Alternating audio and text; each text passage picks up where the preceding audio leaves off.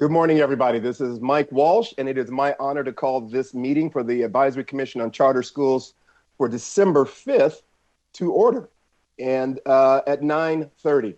So on September 13th, 2023, Governor Gavin Newsom signed Senate Bill 143, which reinstated the authorization for a state body to hold public meetings covered by the Bagley-Keene Open Meeting Act via web and or teleconferencing, pursuant to Government Code Section 11133. As such, the December 5th, 2023 ACCS meeting will be held as an audio-video teleconference. The meeting will be broadcast via live webcast and will subsequently be archived on the ACCS meeting webcast. The boardroom at the California Department of Education will be closed to the public.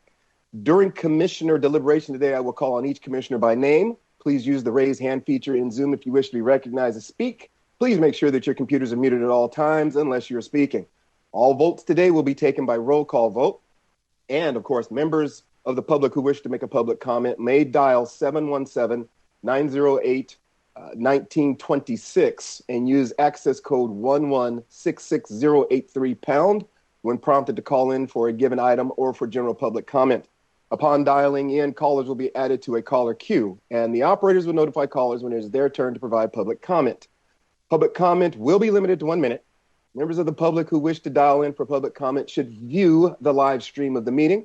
The number and access code will be provided before the start of public comment for each item. Prior to making public comment, speakers who are watching the meeting through the live webcast should make sure the volume on their computer is muted to avoid any echoing or feedback sounds during the call. I'd also understand that State Board of Education liaison Cynthia Glover-Woods and Sharon Oken are going to be joining us if they're not here already. That they will be joining. So at this point, we're going to move on, and I've asked Commissioner Taylor to lead us in the flag salute. So if everyone will rise so we can enjoy the flag salute. Ready, salute. I pledge allegiance to the flag of the United States of America and to the republic for which it stands, one nation, under God, indivisible, with liberty and justice for all. Thank you. Thank you very much, Matt. Now for just a little bit of business, so we can get to our business. Right now, I think is a time for Commissioner King and myself to take an oath so we can remain in our best behavior. And so I will go first, and I understand that Cynthia Glover-Woods will be leading me in my, so I get my scripts to change over, so I know exactly what I'm supposed to say, and I am ready. So welcome, welcome State Board Member Cynthia Glover-Woods, and I'll let you talk now. Well, good morning to all. Happy holidays. And as Chair Walsh mentioned, we're quite excited to be able to administer the oath of office to Commissioner Walsh and Commissioner King, and I have the pleasure of doing so for Chair Walsh.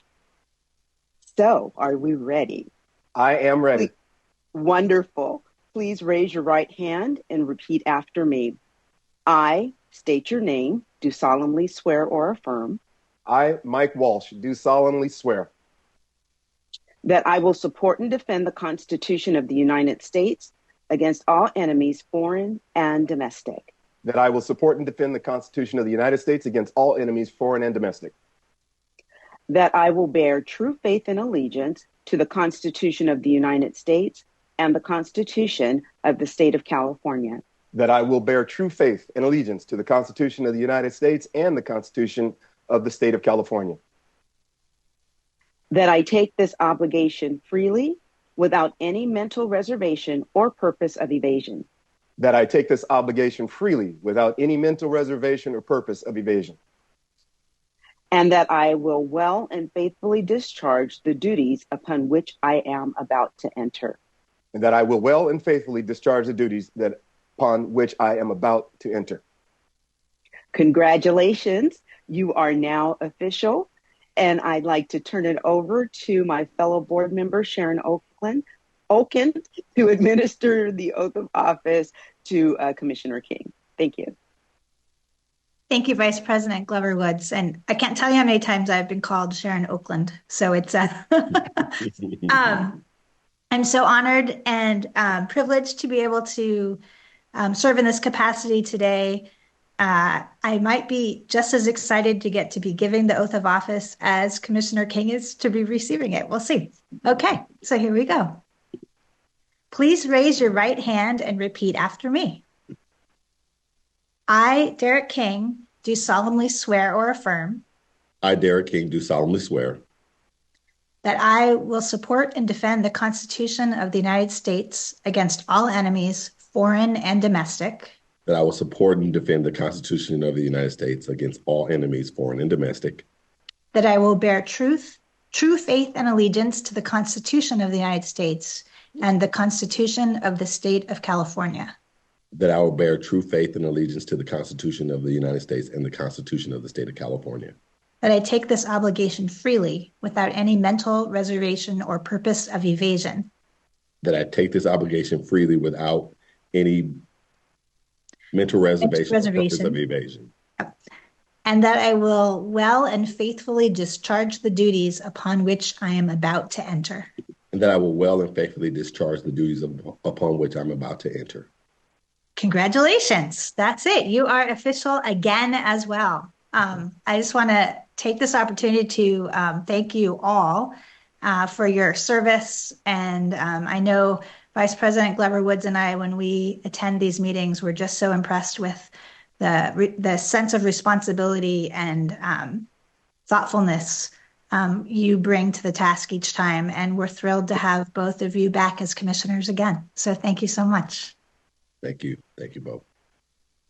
Thank you for sure from both of us to both of you for all the work that you do as well. From all of our commissioners, we do appreciate the efforts and the work that you do. So thank you very much for that. I'm excited for Dr. King and myself, but I'm also joined by a few other individuals that I think I'd love to have them introduce themselves. And we have a new member to our commission/family, if you will.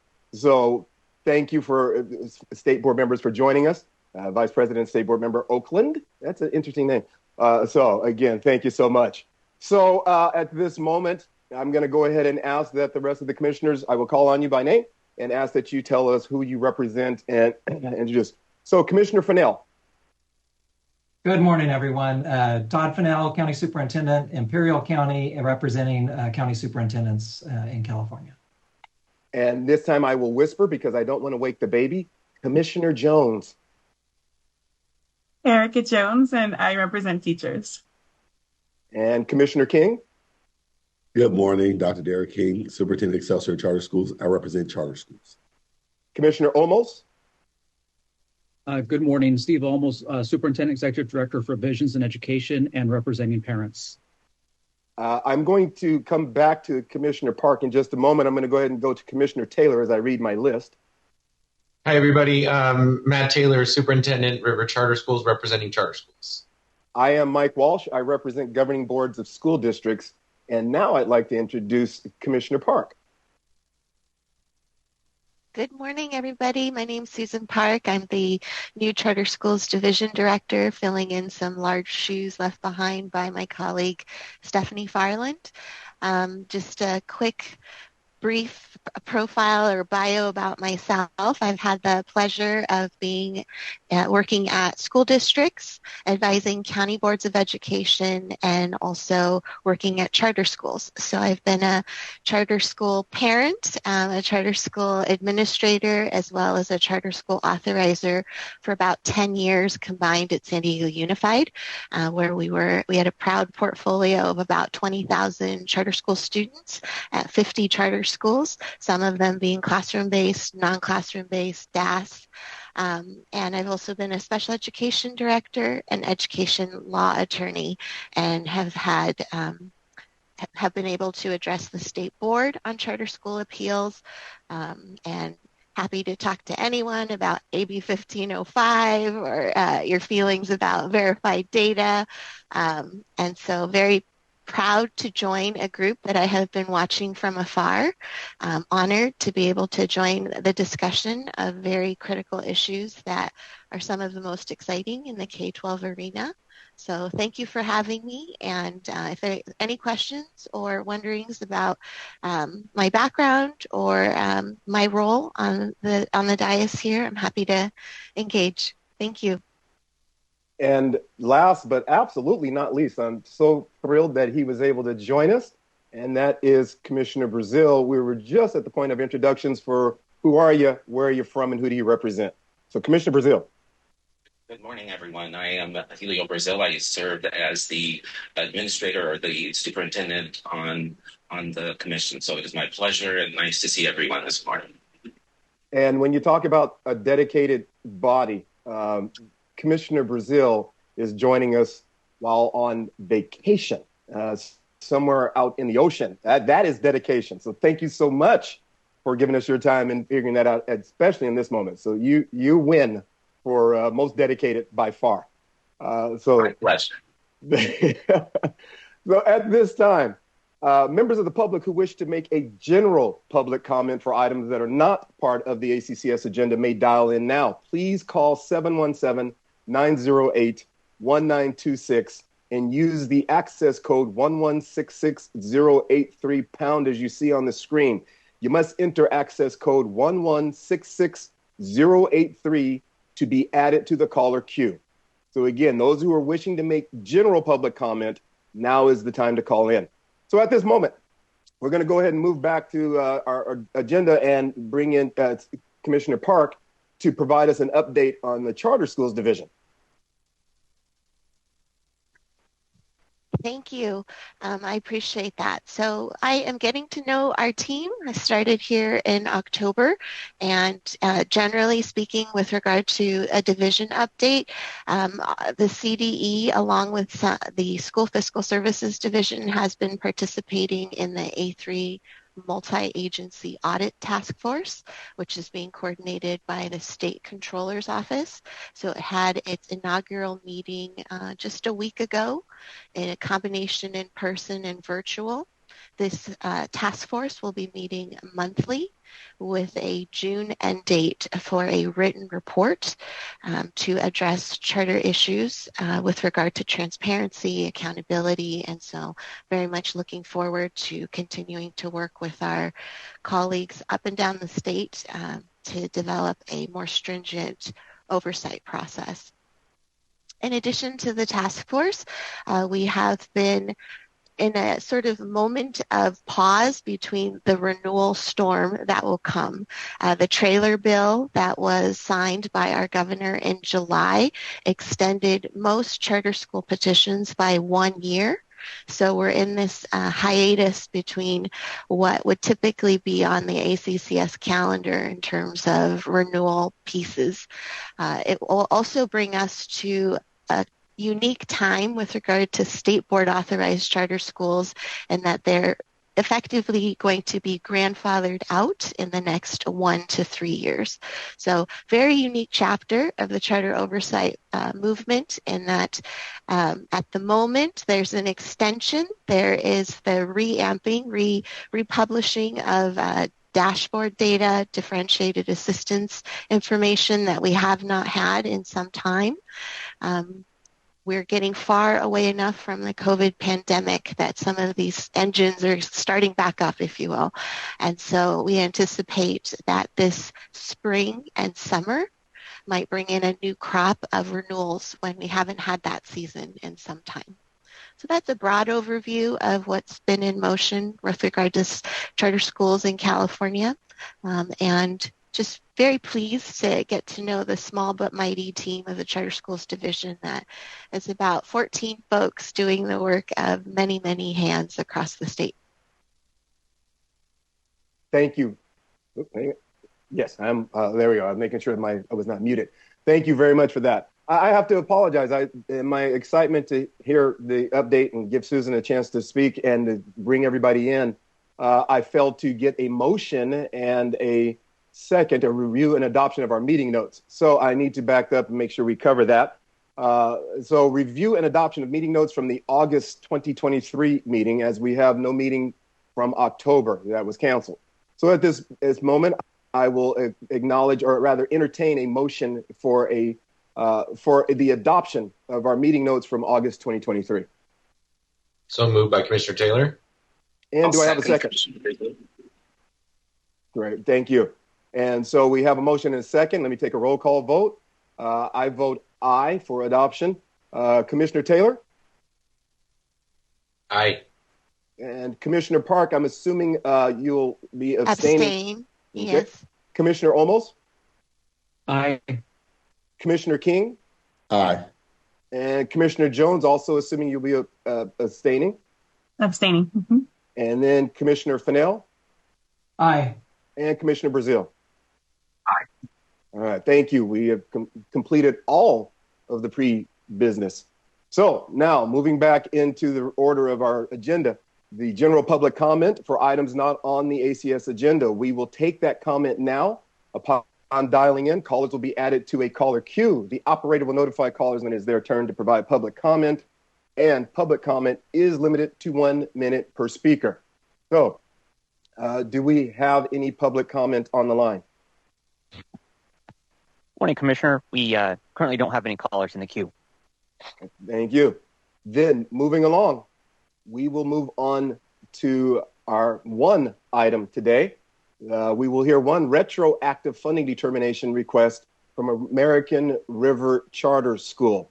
So for those who are wishing to make public comment by phone for item 1 should call in at this time. Once again, dial the number that you see on the screen, which is 717-908-1926, and use access code 1166083 pound when prompted. You must enter access code 1166083 pound to be added to the caller queue. So at this time, as I scroll through my notes, it looks like we will have McKenna Huey presenting the item and share the CDE's recommendation. So I will turn this over to CDE. All right. Good morning, Chair Walsh and members of the Commission. Can everyone hear me okay? Just testing the microphone. Awesome. All right. So my name is McKenna Huey, and I will present today's meeting agenda item. As Chair Walsh stated, today's agenda consists of a single retroactive funding determination request. Just a little bit of background.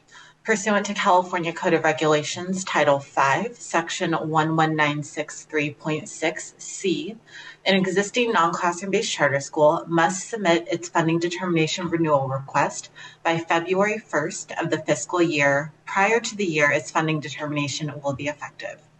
If the deadline is missed, a charter school must obtain an approved waiver from the State Board of Education to waive the regulatory deadline. American River Charter, which is the charter school included in this item today, was required to submit their funding determination renewal by February 1st, 2023. However, as they missed the deadline, they were required to seek a waiver from the State Board. The State Board approved the charter school's waiver at its July 2023 meeting, which allowed the school to submit a retroactive funding determination request.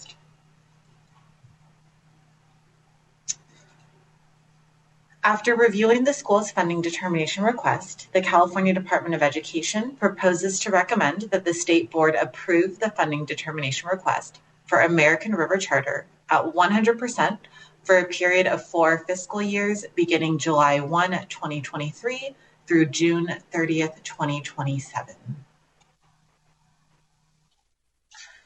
Regulations outline the eligibility requirements and criteria for funding charter schools offering non-classroom-based instruction.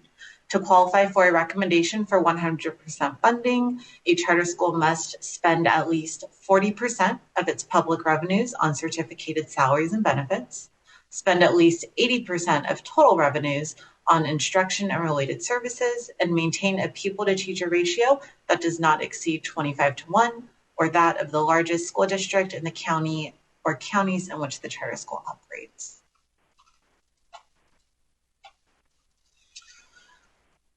Pursuant to regulations, approved funding determination requests for existing non-classroom-based charter schools shall have a length of a minimum of 2 years and a maximum of 5 years. It is the department's current practice to recommend funding periods based on the number of times a charter school has renewed its funding determination with the State Board. For charter schools renewing their funding determinations for the first time, it has been the department's practice to recommend a funding period of 3 years, and for charter schools' subsequent renewal requests to be funded for a period of 4 years. The department does note that pursuant to California Education Code 47612.7D, the Legislative Analyst's Office and the Fiscal Crisis and Management Assistance Team will develop a report that provides recommendations on funding for non-classroom-based charter schools, and that report is slated to come out no later than March 2024. The department will review the report at that time and will consider whether its recommendation for funding periods should be adjusted. In conclusion, American River Charter meets the regulatory requirements to qualify for a recommendation of 100% funding. As such, the department recommends or proposes to recommend that the state board approve the charter school's funding determination request at 100% for a period of 4 fiscal years. That concludes my presentation. I'm happy to answer any questions the commission may have. Okay, so at this time, do commissioners have any clarifying questions? Again, for staff, for the clarifying is just simply to ask questions about anything you may be confused about what has been presented. We'll save deep dive questions for after the public has had a chance to offer public comment. So Commissioner King, please begin. So McKenna, my question goes back to, McKenna, can you go back to the previous slide? My question goes back to something, an issue that I raised previously, and that is because within the statute, we're allowed 5-year funding determination. But again, the CD is recommending a funding determination. I'm appreciative of the 100%, but my concern still goes back to this practice is starting to be embedded of 4 years versus 5. Can you explain why, again, we're doing that? That has been the the California Department of Education's current practice for the last few years.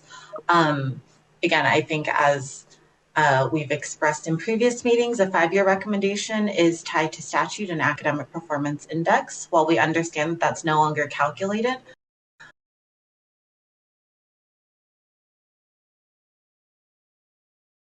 years until maybe new recommendations or new policies are created or changed. And Commissioner Park, is there something more that you would like to add to that? Sure. I see that you're muted. Sure. Thank you. Thank you, Dr. King. I wanted to mention that I understood this is a conversation that has started before my role on ACCS, and I did connect with former Commissioner Nancy Kim Portillo on this topic, and wanted to let you know that we've started researching and exploring, or continuing researching and exploring what you've identified as that maximum 5-year. It's already available under law. As Ms. Huey mentioned, it was something that was part of CDE's practice when API was in effect. Of course, now we do have a different accountability standard.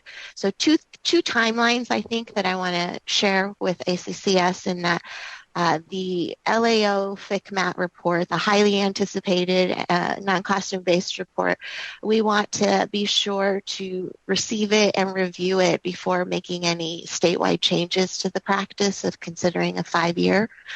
Also, we want to acknowledge we're in an AB 1505 time when there's actually 7 years available for charter terms. And so it's different to look at a agenda item of a charter school that has missed the deadline and is applying retroactively with a waiver. So this school, we will not be recommending, our staff has not recommended the maximum. However, for a future charter school, certainly one could contemplate that there might be valid criteria to revisit the maximum 5th-year term. It's just against the backdrop of, frankly, acknowledging that some of our non-classroom-based charter school operators have not done well by getting more flexibility. So we want to make sure that the criteria is responsive to the FCMAT LAO report that we anticipate in March, but we also want to be cognizant that the 5-year maximum was set up during a different accountability structure. So we'll be revisiting those in the spring. I would anticipate that CDE staff would be at least proposing or analyzing that 5-year consideration with some, very transparent criteria to go with it. It can't just be timeliness. It would need to be an operator that has come before ACCS with, for example, multiple submissions, fully funded, and high quality operations. Absolutely. Thank you for that response. And the nature of my question or my concern relates back to the previous comment, because I do consider it, and I understand this in terms of asking for an extension. I do understand this is an extenuating circumstance. However, I would still just always like to go on record that any practice that actually changes what's allowable under the statute, that restricts it, is actually hostile in practice. And so that was the nature of it. So I do appreciate the fact you said it's going to be reconsidered in the spring, with all things considered, understanding that we do have different performance indicators. So I appreciate that. Sure. Thank you very much. I appreciate that conversation and explanations as well. So do any other commissioners have any clarifying questions? All right, seeing no hands. Oh, I'm sorry, Commissioner Brazil, my apologies. I would just like to take this opportunity to echo what I think Dr. King has already shared. I think that I'm also happy to hear from staff that this is being looked at and that possibility of future changes will be allowed, or may be allowed. So I wanted to as well go on record, because at the last time this came up, I voted against, not because I didn't believe that charter deserved a 4-year. It was simply because of principle of the fact that I felt that a 5-year was warranted. So just wanted to echo that. Thank you very much. And Commissioner Olmos. Yeah, I do have a question. I'm not even sure if it's a relevant question, though. It is, on the vote that we had to take. But again, the funding termination was due February 1st, 2023. That's almost a year ago. So I just have a question of why they missed that deadline and why it took them almost a year to get to this point. And that would be to McKenna or Susan. Yes, so the charter school was required to submit their funding determination by February 1st per regulations. They did miss that deadline, so they had to submit a waiver to the state board, which was heard in July.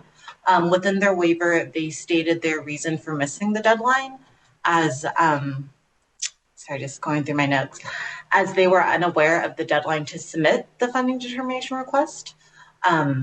So that was included in the waiver item that was heard by the state board in July. So McKenna, if I'm hearing you correctly, because they missed it in February, by the time it was able to get to the state board, it was July, and then we skipped our meeting in October, which is why we're hearing it now. Yes, thank you for that clarification. Just wanted to make sure I had that timeline correct. Any further questions, Dr. Olmos? Okay, thank you very much. Anyone else? Any further questions?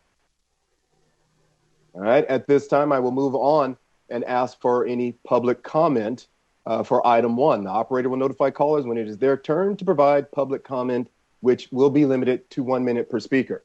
So at this time, staff, do we have anyone on the line?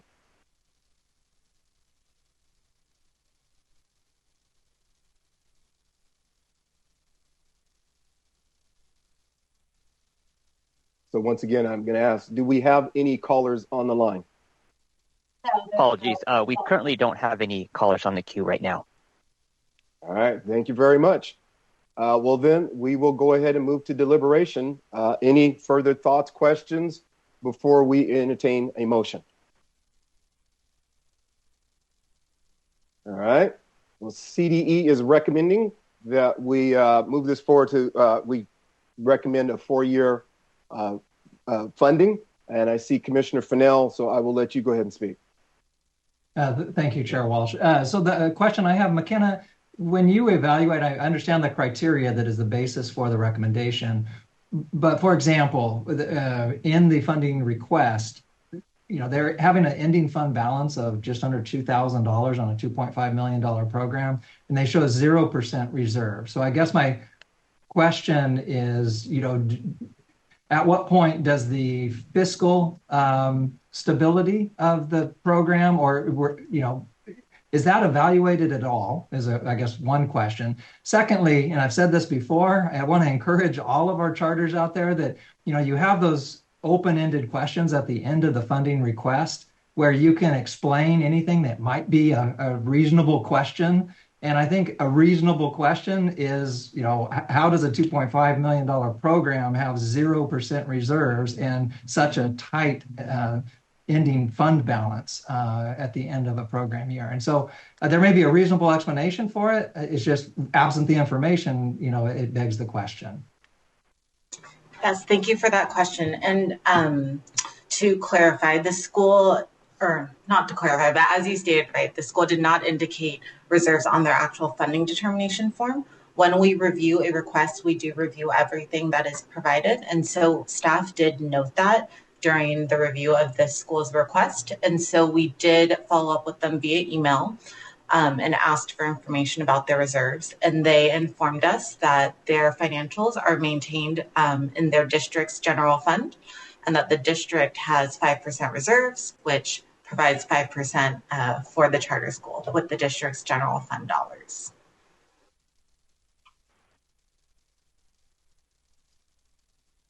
Any Did I answer all? Oh. You're right. I was just going to say, any further questions, Fennell? Commissioner Fennell? No, I guess not, as long as that's reasonable and permissible. So is that typically what you see, McKenna, for charters?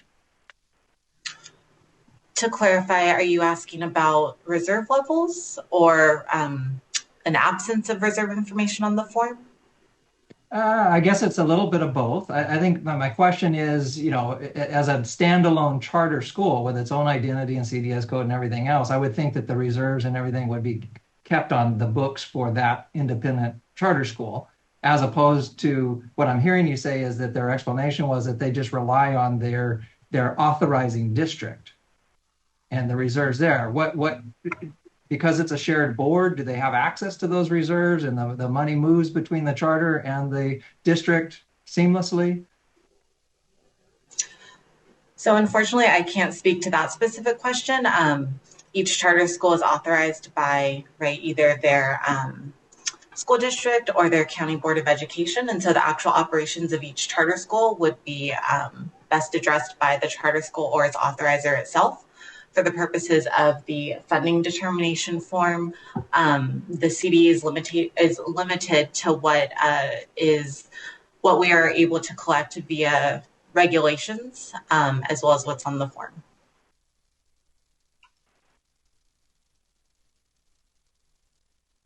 Any further questions from any other commissioners? Commissioner Olmos. Yeah, just agreeing with Commissioner Fennell there. Just looking at their budget too, I had some concerns with their budget. Again, seeing that they in their fund balance of less than $2,000, no reserves. Yet 30% of their budget goes to contracts, and they have a 3% oversight fee to their district, to their authorizer. Yet there's nothing that I see for a rainy day or emergency fund. But I know that's not part of the funding determination.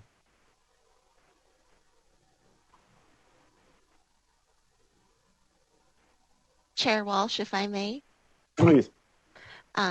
Ms. Huey, did you want to elaborate on their subsequent ending fund balance to address some of the figures that commissioners have raised? Or would you like me to?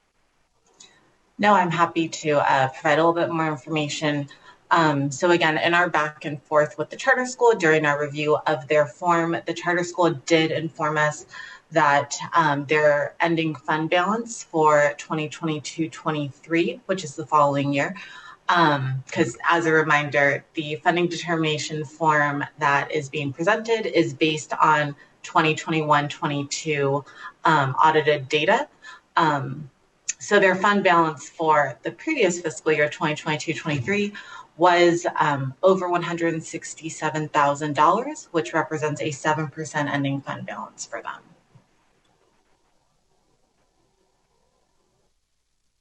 Commissioner Olmos, did you have any more questions regarding that? Okay. Again, further questions from the commission. Love the conversation. Further questions? All right. Seeing none, sorry. go right ahead. Commissioner Parks. Thank you. I'm just going to note that the enrollment of the school is, less than 250, 300 students. And so it's not desirable, but it's not uncommon to see some financial volatility in some of our smaller schools, particularly in recent years. And so that's something that we can certainly look at in criteria for when we consider those longer term funding determinations. But I do want to give all of the commissioners assurance that the paper is a snapshot, it's a Polaroid, and your questions as to financial stability, staff in their analysis has followed up with the school, and so making sure the record shows there is a sustainable economic reserve for financial uncertainty in the current, most recently reported year, and that's important to get on the record. So thank you, Ms. Huey, for elaborating on it, and thank you, commissioners, for those questions. And maybe we can do a better job in identifying those in the slides as we develop those criteria. So thank you. Commissioner Fennell. Yeah, I just want to call it in again. That's helpful to understand, but since we don't have that information, we don't see it, we're having to take action on the information that we have. And that's why I encourage charters, again, to give us as much information on these applications as they possibly can. This one I think is different because what we've had a pattern of seeing with the charters is the opposite, right? Which is a huge amount of reserves and a lot of money. And so this one just seems to be unique in the sense that it is on the extreme opposite end of that. And so, and then looking at their ending balance July 1 at 25,000 down to 2,000, but then hearing that through your conversations with the district that they're going to close out at over 100, again, a reasonable person would have questions around that, because really when we're having schools, we want to make sure that these schools can operate efficiently and effectively to serve kids and families. And so, if I had any program in my organization that was a $2.5 million program, yet they, had zero balances and they're running such a tight operation, it would raise some concerns. So that's my point. So thank you. And I want to concur with Commissioner Fennell. That was really it's kind of surprising to see, as he said, that in the past we get these incredibly large reserves, and then to see this program suddenly with very little, that was concerning. So I appreciate the conversation, the questions that have been asked as well. Commissioner Park, any further statements before I call the question? No further questions, Chair Walsh. I appreciate also the dialogue. I think this will absolutely inform my criteria presentation on both extremes.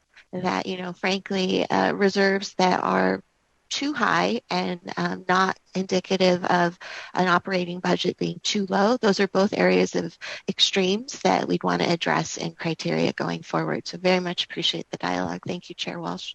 Thank you, everyone, to those conversations and questions. And at this point, we have a decision to make.